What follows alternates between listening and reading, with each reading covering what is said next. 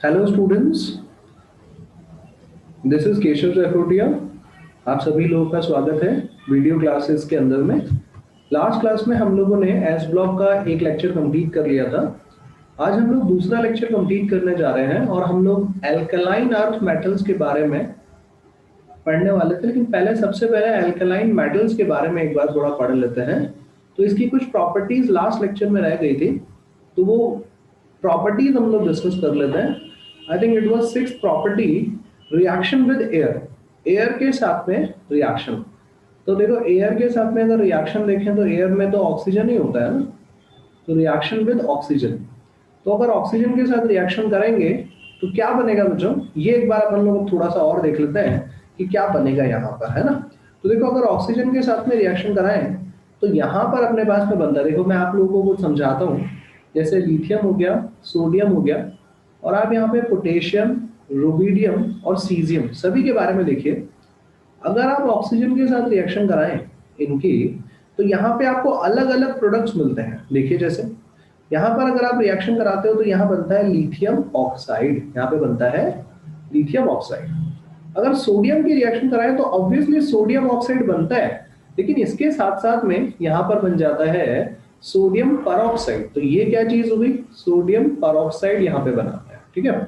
और यहाँ पे आप देखोगे तो यहाँ पे सुपर ऑक्साइड बनता है। देखिए, ऑक्साइड बनेगा ही बनेगा, ये उसके साथ वाली प्रॉपर्टीज है कि वो ये भी बनाता है। प्लीज मेक श्योर इस बात में आप लोगों को कोई कंफ्यूजन नहीं होना चाहिए। ये बात आप लोगों को समझ में आ रही है ना, कैसे इसको कंप्लीट करना है ना। चलिए थोड़ा सा आगे और मूव ऑन करते हैं। अगली प्रॉपर्टी अपन रीड आउट करते हैं कि अगली प्रॉपर्टी क्या है। देखो, छोटे छोटे जो पॉइंट्स ही हैं बेटा, कोई बहुत ज्यादा नहीं है, बस आप इनको एक बार समझ लो। और मुझे लगता है कि ये एक बार के अंदर में पढ़ने में ही आप लोग की ये प्रॉपर्टी जो है वो कंप्लीट हो जाएगी। अगला पॉइंट है मेरे पास में कि हाइड्रोजन गैस के साथ में रिएक्शन कैसे होगी, है ना। तो देखो, हाइड्रोजन गैस के साथ कैसे रिएक्शन होगी अपन इसके बारे में बात करते हैं। जैसे 2m प्लस हाइड्रोजन, तो यहां बन जाएगा बेटा जी मेटल हाइड्राइड। इसका नाम है मेटल हाइड्राइड। ऑब्वियसली अपन एल्केलाइन मेटल्स के लिए बात कर रहे हैं, तो यहां पर हो जाएगा मेटल हाइड्राइड, ठीक है। अब देखिए, मेटल हाइड्राइड जो है वो अब कैसे रिएक्शन करता है। ऑब्वियसली हमें हीटिंग करनी पड़ती है, बिना हीटिंग किए तो यहाँ पे कुछ हो भी नहीं सकता। हीट करेंगे तो ही हाइड्राइड बनेंगे।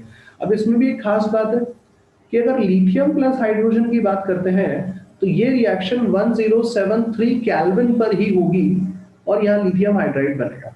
लेकिन अगर आप बाकी के मेटल्स की बात करते हैं, जैसे सोडियम हो गया, यहाँ पर हो गया हमारे पास में पोटेशियम, या किसी और की बात करते हैं जिनको अगर हाइड्रोजन गैस के साथ रिएक्शन कराई जाए तो ये 673 केल्विन पर ही मेटल हाइड्राइड में कन्वर्ट हो जाते हैं। तो देखो, ये लिथियम का जो है वो थोड़ा एक्सेप्शनल बिहेवियर भी यहाँ पे समझ में आता है ना। और एक और बात, लिथियम का साइज छोटा है, तो मेटल हाइड्राइड तब बनेगा जब मेटल एक इलेक्ट्रॉन डोनेट करेगा। अगर मेटल एक इलेक्ट्रॉन डोनेट करता है, इसका मतलब सिर्फ इतना सा हुआ कि मेटल जो है उसने इलेक्ट्रॉन, और लिथियम तो बहुत ही छोटा मेटल है, तो इससे इलेक्ट्रॉन निकालने के लिए ज्यादा एनर्जी देनी पड़ती है। इसलिए अपन लोगों ने लिखा है यहाँ पर कि कैसा होना चाहिए, हाई टेम्परेचर पर यह रिएक्शन होनी चाहिए, राइट। चलिए थोड़ा सा और आगे बढ़ जाते हैं, अगले पार्ट को डिस्कस करते हैं, अगली प्रॉपर्टी को, कि किसके साथ रिएक्शन कैसे करेगा। तो रिएक्शन विद हेलोजन, हेलोजन के साथ बात करते हैं कि हेलोजन के साथ में रिएक्शन कैसे होने वाली है ना। तो रिएक्शन विद हेलोजन, हेलोजन के साथ देखेंगे बहुत ही सिंपल सी रिएक्शन है, मेटल हैलाइड्स यहां पर बन जाएंगे, ठीक है। जैसे आपने लिखा 2m प्लस x2, और ये मेटल हैलाइड बन जाएगा, यहां हो जाएगा mx, ठीक है। एक चीज इसके अंदर में ध्यान रखना है कि अपन को रिएक्टिविटी ऑर्डर देखना है कि कौन जो है वो जल्दी से फॉर्म होएगा। तो ये रिएक्टिविटी ऑर्डर मैं आपके सामने बना रहा हूं। तो रिएक्टिविटी ऑर्डर ये है कि जैसे मेटल का पहले रिएक्टिविटी ऑर्डर देख लेते हैं कि लिथियम का रिएक्टिविटी ऑर्डर जो है वो थोड़ा सा ज्यादा होगा, देन फिर होगा सोडियम, देन होगा पोटेशियम, देन होगा रुबिडियम, और देन होगा सीजियम, ठीक है। एक और चीज यहां पर अगर अपन देखें कि अब हेलोजन के बारे में बात करें कि हेलोजन का ऑर्डर क्या होगा, तो रिएक्शन करने के लिए रिएक्टिविटी का ऑर्डर होगा fluorine, then chlorine, then bromine, और सबसे पुअर जो ऑर्डर होगा वो यहाँ पर हो जाएगा आयोडीन का, ठीक है। देखिए, reaction is like very simple, reaction के अंदर में कोई इफ एंड बट नहीं है, रिएक्शन तो बहुत सिंपल है। दिक्कत कहां पर है, दिक्कत है हमारे पास कि यहाँ पर हेलोजन के साथ रिएक्शन करके हैलाइड बनाते हैं, कौन जल्दी से रिएक्ट कर सकता है, वो ऑर्डर मैंने आप लोगों के साथ में यहाँ पर लिख दिया है ना। तो आप देखिए अगला पार्ट अगर मैं आपके साथ डिस्कस करूं स्टूडेंट्स, कि अगला पार्ट क्या है, ये बहुत ही इंपॉर्टेंट पॉइंट मैं आप लोगों के साथ डिस्कस करने वाला हूं, बहुत क्वेश्चंस बनते हैं हर साल। तो देखिए अब की बार मेरा जो पॉइंट है वो है solubility in liquid ammonia, solubility in liquid ammonia. अब लिक्विड अमोनिया के लिए ये कैसी सॉल्युबिलिटी होगी, ये मैं आप लोगों को एक बार बताता हूं कि अमोनिया में कैसी ये लिक्विड सॉल्युबिलिटी होगी, ये कैसे अपन देखते हैं लिक्विड सॉल्युबिलिटी का क्या मतलब है। देखो एक बात समझो, सबसे पहली बात तो सारे के सारे metals, all alkali metals show this reaction, show this reaction, ये रिएक्शन वो शो करते हैं। अच्छा जी ठीक है, अब ये रिएक्शन अगर वो शो करते हैं इसका मतलब कि एल्कलाई मेटल्स किसके साथ रिएक्ट करते हैं, लिक्विड अमोनिया के साथ रिएक्शन करते हैं। अब अमोनिया यहाँ वैसे तो गैसियस फॉर्म में होती है, लेकिन इसको अगर लिक्विड फॉर्म में कन्वर्ट कर ले तो ये कौन सा कलर हमको प्रोड्यूस करते हैं, डीप ब्लू कलर हमको प्रोड्यूस करते हैं। मतलब सोल्यूशन का कलर जो है वो डीप ब्लू जैसा हो जाता है, सोल्यूशन का कलर जो है वो डीप ब्लू कलर का जैसा हो जाता है यहाँ पर। ये बात आपको थोड़ा सा ध्यान रखना है, ठीक है। अब रीजन ये है ना, ये जो कलर आता है ये किसकी वजह से आता है, तो इस पे बहुत क्वेश्चन पूछे जाते हैं। तो इसका आंसर होना चाहिए कि बेटा जी due to ammoniated electrons, due to ammoniated electrons ऐसा होता है, अमोनिएटेड इलेक्ट्रॉन्स की वजह से ऐसा होता है। अब मैं आपको एक रिएक्शन बताता हूं जिससे कि अपने को ये चीज क्लियर हो जाएगी। मेटल की रिएक्शन से मान लीजिए अमोनिया के साथ हमने करवाई, ऑब्वियसली अमोनिया लिक्विड स्टेट में है, यहां क्या होएगा, मेटल ऑब्वियसली अमोनिया के कुछ मॉलिक्यूल्स को अपने साथ यहां पर कवर अप कर लेगा और यहां पे कॉम्प्लेक्स कंपाउंड बना देगा। इससे हमारा लेना देना नहीं है, ये आपको याद हो जाए बहुत अच्छी बात है, नहीं होए तो भी कोई बहुत बड़ी बात नहीं है। लेकिन जो काम की बात है वो ये है कि यहां पर इलेक्ट्रॉन्स बाहर निकले है ना। तब ये देखो इलेक्ट्रॉन्स जो होंगे वो अमोनिया के साथ रिएक्शन कर लेंगे बेटा जी, और यहाँ पे क्या कर लेंगे, ये जो इलेक्ट्रॉन्स हैं यही हमारे लिए रिस्पॉन्सिबल है जो कलर प्रोड्यूस करते हैं। तो इसको अपन ने कहा कि डीप ब्लू कलर यहाँ पर प्रोड्यूस करते हैं। तो बहुत ही इंपॉर्टेंट बात है, कई कई बार रिएक्शंस भी आ जाती है, तो हम लोगों को ये रिएक्शंस के बारे में भी पता होना चाहिए कि ये रिएक्शंस क्या है, कैसे अपन लोग इसको डिस्कस कर पाएंगे। ठीक है, चलिए अगली पॉइंट की बात करते हैं। देखिए प्रॉपर्टीज तो नियर अबाउट हो गई है कंप्लीट, तो अगला जो पॉइंट है वो हमारे सामने है कि ये जो लिथियम है, ये लिथियम इतना एबनॉर्मल बिहेवियर क्यों करता है ना। तो हम लोग यही जानते हैं कि ये लिथियम एबनॉर्मल बिहेवियर क्यों करता है। हालांकि इसके काफी सारे पॉइंट्स तो देखो अपन लोगों ने अभी अपकमिंग लेक्चर्स में, सॉरी प्रीवियस लेक्चर में, नॉट अपकमिंग, प्रीवियस लेक्चर में भी पढ़ा है और यहाँ भी पढ़ा है, ये जो ऊपर रिएक्शन है उसमें भी, कि ये एबनॉर्मल बिहेवियर क्यों करता है। ये है ना, एबनॉर्मल बोलो या एनोमलस बोलो एक ही बात है। तो सबसे पहले तो ये जाने कि भाई इसका रीजन क्या है, इस एबनॉर्मल बिहेवियर का रीजन क्या है। तो पहला अगर मैं आपको बोलूं कि इसका रीजन होता है भाई यहाँ पर स्मॉल साइज, सबसे इंपॉर्टेंट है कि उसका रीजन क्या है, स्मॉल साइज है। दूसरा अगर आप मेरे को बोलोगे तो यहाँ पर इसकी पोलराइजिंग पावर जो है, पोलराइजिंग पावर जो है वो बहुत ज्यादा होती है ना पूरे ग्रुप के अंदर में। हाईएस्ट लगाने का मतलब है कि पूरे ग्रुप में मैं आपसे बात कर रहा हूं कि पूरे ग्रुप की ये पोलराइजिंग पावर क्या होगी, है ना। मेरी बात सुनो, पोलराइजिंग पावर का मतलब होता है कोवेलेंट कैरेक्टर। पोलराइजिंग पावर का मतलब होता है कि हम कोवेलेंट कैरेक्टर की बात कर रहे होंगे, तो सबसे ज्यादा कोवेलेंट नेचर पूरे ग्रुप में लिथियम का ही होता है। ठीक है, तीसरा एक बहुत बड़ी बात है जिसको अपन लोग बोल सकते हैं कि चार्ज टू साइज रेशियो अपन बोल सकते हैं, रेडियस रेशियो भी अपन बोल सकते हैं। ठीक है ना, ये बहुत ज्यादा होता है, it is like very very high. ठीक है ना, और इसी को कई बुक्स के अंदर में पोलराइजिंग पावर के टर्म्स में भी अपन इसको दर्शा सकते हैं। साइज छोटा है बेटा जी, तो हम चाहते हैं कि आयनाइजेशन एंथैल्पी कैसा होना चाहिए, बहुत बहुत ज्यादा होना चाहिए। और जब इलेक्ट्रॉन जो है उसको निकालने के लिए बहुत एनर्जी देनी पड़ेगी, तो इसका मतलब ये इलेक्ट्रॉन निकाल पाना तो इसके लिए पॉसिबल नहीं होगा। तो फिर क्या करेगा, ऑब्वियसली शेयर करेगा, तभी तो कोवेलेंट कैरेक्टर ज्यादा है। चलिए एक और चीज देखिए, कोवेलेंट कैरेक्टर जो है वो ज्यादा है, तो कौन सा कैरेक्टर कम है, इलेक्ट्रोपॉजिटिव कैरेक्टर कम है। कौन सा कैरेक्टर कम है? इलेक्ट्रोपॉजिटिव कैरेक्टर कम है। जब इलेक्ट्रोपॉजिटिव कैरेक्टर कम है, ठीक है, अब किसके कंपैरिजन में हम बात कर रहे हैं? Compare to other alkaline metals. हम लोग हमेशा जो कंपैरिजन यहाँ पे कर रहे हैं, compare to other, wait a minute students, compare to other alkaline metals, है ना।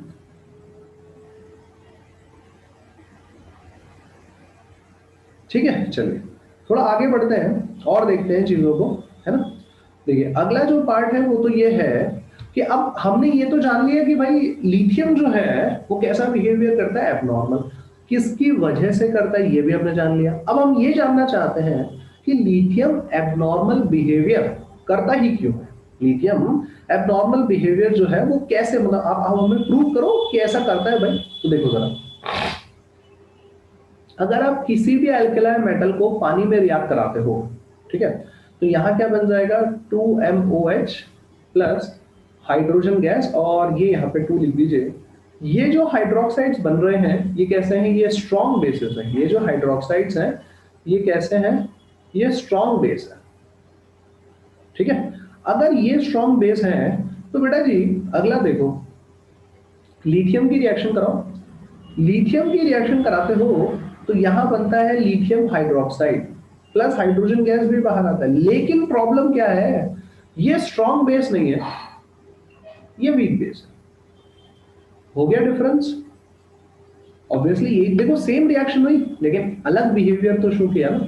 और यहां पे मैं आपको बता दूं बेटा कि यहाँ M का मतलब क्या है। मैं अभी एक और रिएक्शन आपके साथ बताने वाला हूं, लेकिन अगर आप देखोगे तो यहाँ पे क्या हो जाएगा, यहाँ M का मतलब है जैसे सोडियम, जैसे पोटेशियम, रुबिडियम और सीजियम, ठीक है ना। इनमें से आप किसी के लिए भी बात करोगे तो इनकी रिएक्शन अगर वाटर के साथ करा के हाइड्रोक्साइड्स बनाए जाते हैं तो वो बहुत ही स्ट्रॉन्ग बेसिस प्रोड्यूस करता है।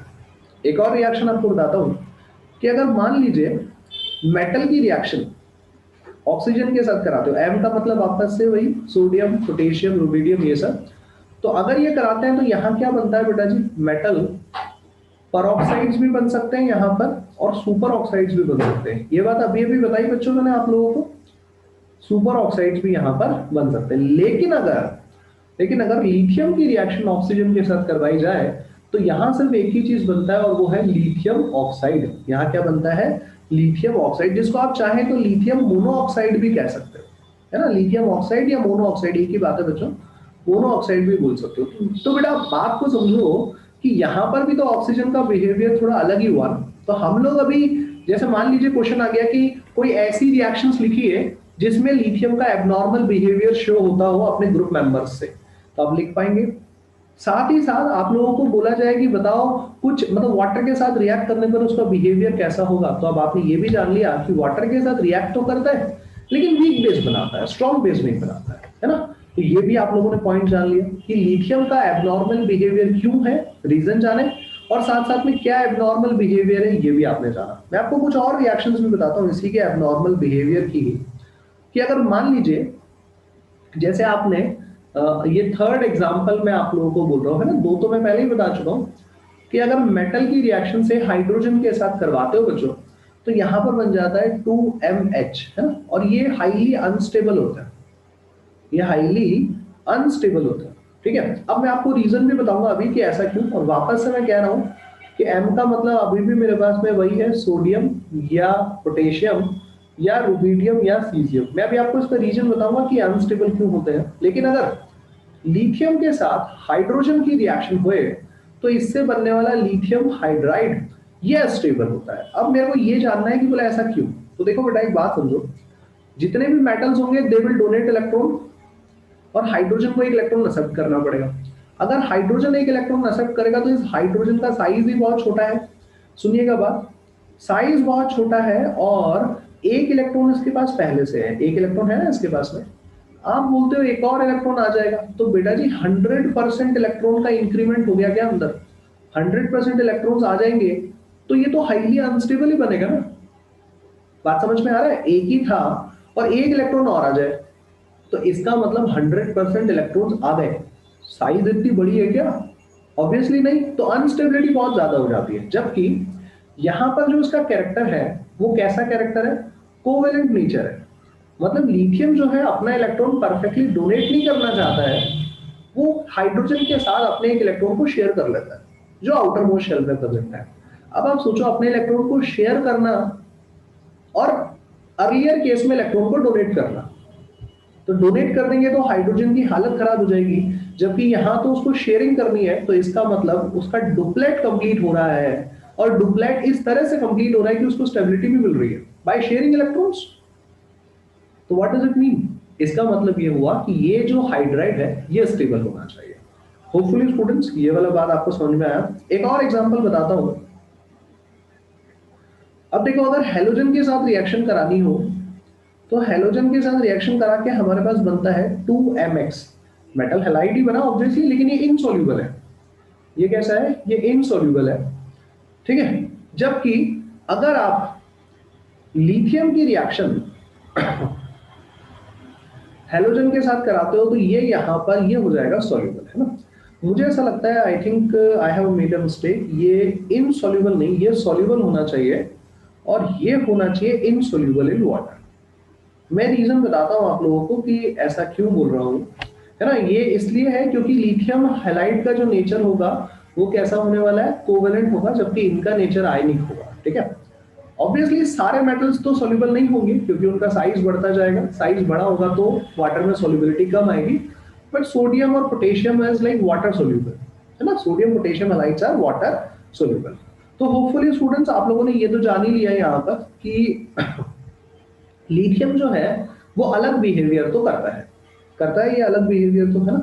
तो यार अलग बिहेवियर करता है, तो यहाँ पे एक और पॉइंट निकल के आता है स्टूडेंट्स जो अपन लोगों को पढ़ना चाहिए, और वो पॉइंट है कि सिमिलैरिटी। अब यहाँ पे हम पढ़ रहे हैं सिमिलैरिटी, किस चीज से सिमिलैरिटी अपन पढ़ना चाह रहे हैं, अपन लोग पढ़ना चाह रहे हैं कि सिमिलैरिटी ऑफ नेचर। अब किस किस के नेचर में सिमिलैरिटी है, nature between lithium and magnesium, lithium and magnesium, इन दोनों के बीच में नेचर में यहाँ पर सिमिलैरिटी है, ठीक है। अब देखो सबसे पहली बात तो ये कि इसको बोलते क्या है ना। तो आप देखो कि लिथियम इधर आ जाता है बेरिलियम, यहाँ पे होता है सोडियम, और यहाँ पे होता है मैग्नीशियम। अगर मैं इनको ऐसे छोटे छोटे डॉट फॉर्म में मैं इनको कन्वर्ट करूं, तो देखो बेटा जी ये ऐसे कनेक्ट हो जाएंगे और एक ऐसा रेक्टेंगल या स्क्वायर जैसा कुछ बना लेंगे। और अगर मैं अब इन दोनों डॉट्स को कनेक्ट कर दूं, तो बेटा ये दोनों डॉट मिलके क्या बना रहे हैं, यहाँ पर एक डायगोनल जैसा बना रहे हैं। तो lithium and magnesium has diagonal relationship.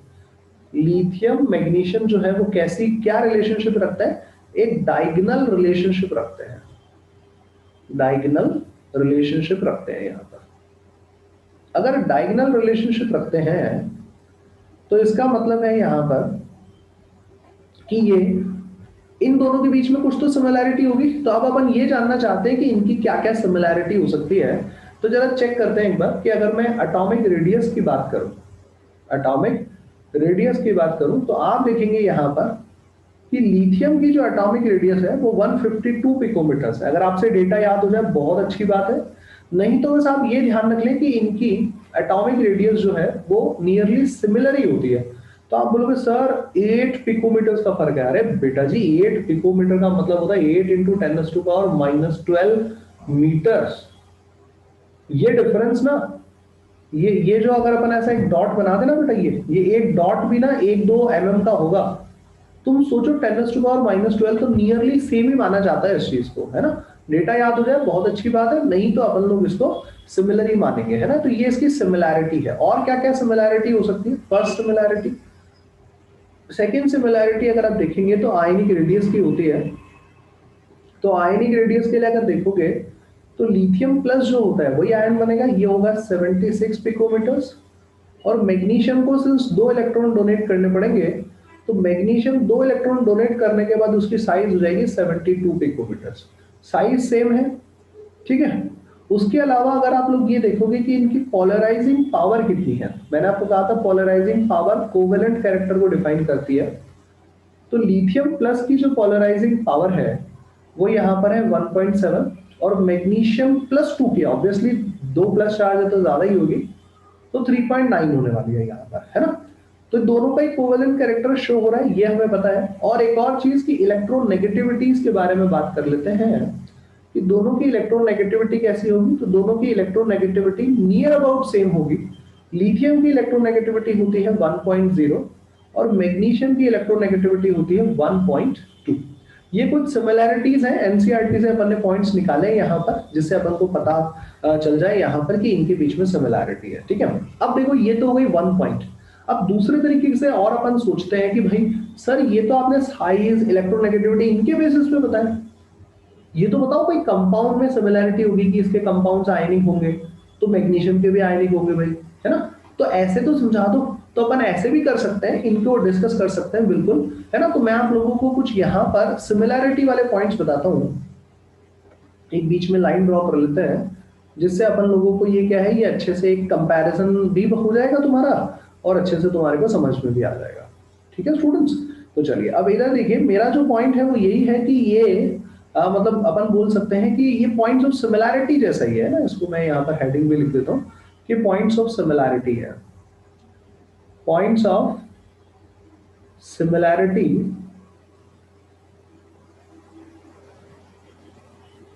Between lithium and magnesium, between lithium and magnesium.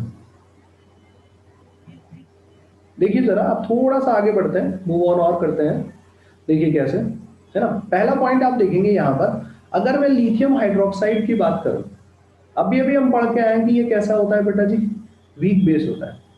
ठीक है, इसी तरह से अगर मैं आपकी बात करूं यहाँ पर मैग्नीशियम हाइड्रोक्साइड, ये भी वीक बेस होता है। वेरी इंपॉर्टेंट, ये भी कैसा होता है, वीक बेस। तो कंपाउंड्स में सिमिलैरिटी आ रही है, नेचर आ रहा है इनका सिमिलैरिटी। अब कोई पूछे क्या रीजन है इनकी सिमिलैरिटी के पीछे, तो आप बोलोगे इनकी साइज सेम होती है, चाहे एटॉमिक साइज हो, चाहे यहाँ पर इसकी कौन सी साइज आपके पास में आ जाए, आयनिक साइज आ जाए, दोनों ही साइज इसकी कैसी होती है, सेम होती है यहाँ पर, है ना। चलिए अगला देखो, सेकंड पॉइंट देखते हैं कि लिथियम जो होता है वो कैसा होता है, हार्ड होता है।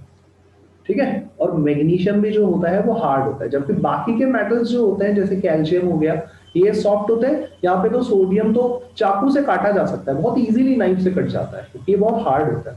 ठीक है, चलिए एक और चीज, LiCl जो होता है वो डीलिक्विसेंट होता है। ठीक है, ये प्रॉपर्टी है, याद रखना होगा आप लोगों को, ये डीलिक्विसेंट होता है। ठीक वैसे ही अगर मैं आप लोगों को यहाँ पर MgCl2 की बात करूं, तो MgCl2.8H2O भी कैसा होता है, डीलिक्विसेंट ही होता है। ठीक है ना, कि ये लाइट से रिलेटेड प्रॉपर्टी है ना, शाइन करने से रिलेटेड प्रॉपर्टी है, उसको आप याद रख लीजिए। देखो एक और चीज समझिए कि लिथियम कार्बोनेट जो होता है ना, वो स्टेबल नहीं होता है, वो डिकम्पोज हो जाता है। ठीक वैसे ही मैग्नीशियम कार्बोनेट जो है वो भी यहाँ पर डिकम्पोज हो जाता है, और वो भी स्टेबल नहीं। जैसे कैल्शियम कार्बोनेट स्टेबल रहता है, लेकिन मैग्नीशियम कार्बोनेट जो है वो स्टेबल नहीं रहता, ये भी डिकम्पोज हो जाएगा। ठीक है, आगे बढ़ते हैं थोड़ा सा और अगला पॉइंट देखते हैं कि अगला जो पॉइंट है वो क्या है हमारे पास में। अगला पॉइंट है कि लिथियम हाइड्रोजन कार्बोनेट, लिथियम जो है वो हाइड्रोजन कार्बोनेट बनाता है। ठीक है ना, कोवेलेंट कैरेक्टर का होता है। ठीक वैसे ही मैग्नीशियम हाइड्रोजन कार्बोनेट भी, मैग्नीशियम हाइड्रोजन कार्बोनेट भी हमारे पास में क्या है, यहाँ पर कोवेलेंट कैरेक्टर का होता है। ठीक है ना, तो ये हो गई अपने पास में काफी कुछ सिमिलैरिटी यहाँ पर। ठीक है, अब अपन लोग यहाँ पर धीरे धीरे एल्कलाइन अर्थ मेटल्स की तरफ अब शिफ्ट कर रहे हैं। एल्कलाइन मेटल्स की तो प्रॉपर्टी अपनी सारी, काफी सारी प्रॉपर्टीज अपनी हो गई हैं। ठीक है, अब अपन देखते हैं थोड़ी सी और प्रॉपर्टीज को, आगे मूव ऑन करते हैं। तो देखिए सबसे पहले, अब यहाँ मैं आपको ऑफिशियली हेडिंग ही लिख देता हूँ कि अब अपन एल्कलाइन अर्थ मेटल्स की प्रॉपर्टीज के बारे में बात करने वाले हैं। ठीक है, अगर आप एनसीईआरटी देखेंगे तो एनसीईआरटी के अंदर में एक छोटा सा पॉइंट और रह गया है कि सोडियम और पोटेशियम की बायोलॉजिकल इंपॉर्टेंस क्या है। सोडियम और पोटेशियम की बायोलॉजिकल इंपॉर्टेंस ये है कि सोडियम और पोटेशियम हमारे बॉडी के नर्वस सिस्टम में मैसेज ट्रांसफर मैकेनिज्म में बहुत हेल्प करते हैं। तो ये चीज आपको और पता होनी चाहिए, है ना। देखो बेटा, मैंने लास्ट क्लास में भी कहा था, लास्ट वीडियो लेक्चर में भी, और अभी फिर मैं आपको वही चीज कह रहा हूं कि बिना एनसीईआरटी पढ़े कोई भी इनऑर्गेनिक केमिस्ट्री का चैप्टर नहीं हो सकता। तो आप लोगों को ऑर्गेनिक केमिस्ट्री, इनऑर्गेनिक केमिस्ट्री में एनसीईआरटी तो साथ साथ पढ़नी है, लाइन बाय लाइन आपको पढ़ते जाना है। मैंने उसमें से काफी इंपॉर्टेंट पॉइंट्स अपने लेक्चर में डिस्कशन में निकाल लिया है ना। अब जब अपने डिस्कशन में ये लेक्चर निकल गए हैं तो अब अपन को थोड़ा सा और अच्छे से इसको कवर अप कर लेना है, ताकि हम एनसीईआरटी की हेल्प ले लें और उसको और अच्छे से कर लें, ताकि बार बार नहीं पढ़ना पड़े आप लोगों को चीजें, है ना। तो अब देखिए एल्केलाइन अर्थ मेटल्स की अगर मैं आपसे बात करूं बच्चों, तो एल्केलाइन अर्थ मेटल्स की सबसे पहली प्रॉपर्टी की मैं आपसे बात करने वाला हूं यहाँ पर, कि एल्केलाइन अर्थ मेटल्स की प्रॉपर्टी क्या है ना। तो चलिए देखते हैं एक बार कि क्या प्रॉपर्टी है, अपन इसके बारे में थोड़ा सा और चीजों के बारे में थोड़ा जानते हैं कि क्या प्रॉपर्टी है, कैसे देखा जाए। लेट्स स्टार्ट, है ना। सबसे पहले रिएक्शन विद, इसकी फर्स्ट प्रॉपर्टी है रिएक्शन विद मॉइस्चर। मॉइस्चर के साथ या वाटर के साथ में अगर रिएक्शन होगी तो कैसे होगी, ये मैं आप लोगों को समझाता हूं कि यहाँ पर होएगा कैसे, है ना। देखो मेरी बात समझो पहले तो आप, कि एक जनरल रिएक्शन बताता हूं, फिर उसके बाद में ये बताता हूं कि यहाँ रिएक्शन कैसे करवाई जाए, है ना। मॉइस्चर मतलब वाटर ऑब्वियसली स्टूडेंट्स, है ना।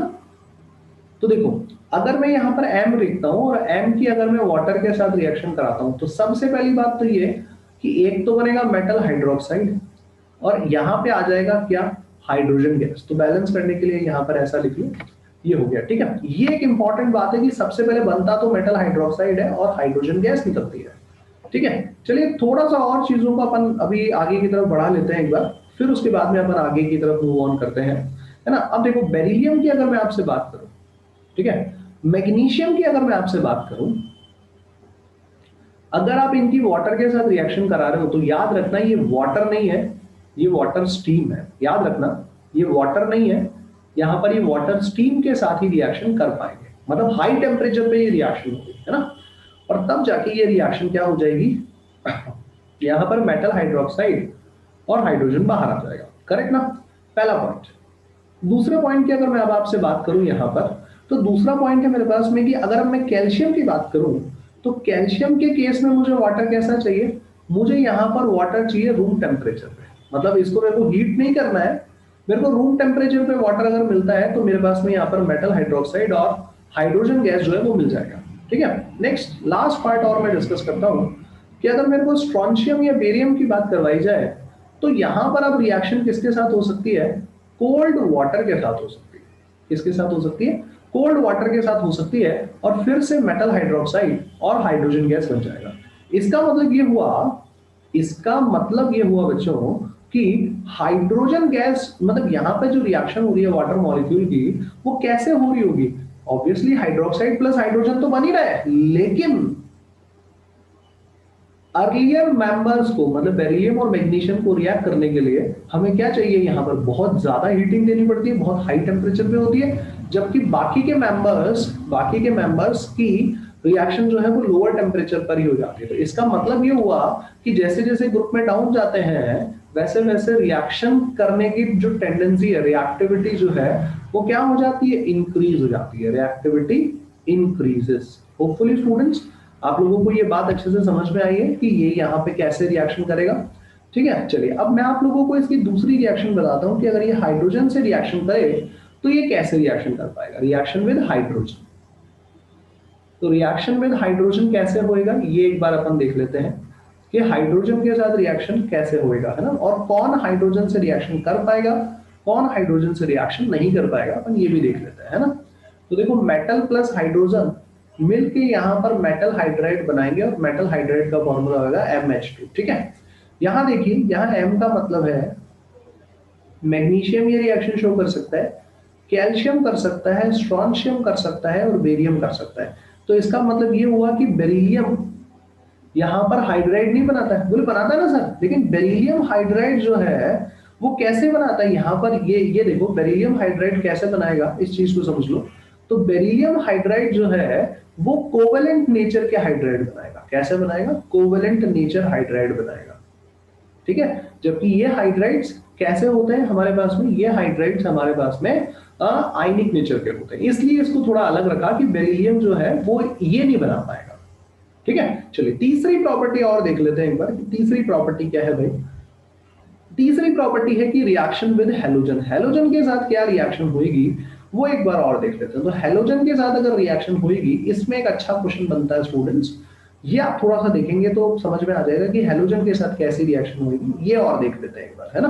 तो देखो अगर मेटल की रिएक्शन हैलोजन के साथ करवाई जाए तो मेटल हैलाइड बनता है यहाँ पर, ठीक है ना, मेटल है। जैसे कैल्शियम की क्लोरीन के साथ रिएक्शन करा दें तो कैल्शियम क्लोराइड बनेगा, राइट ना।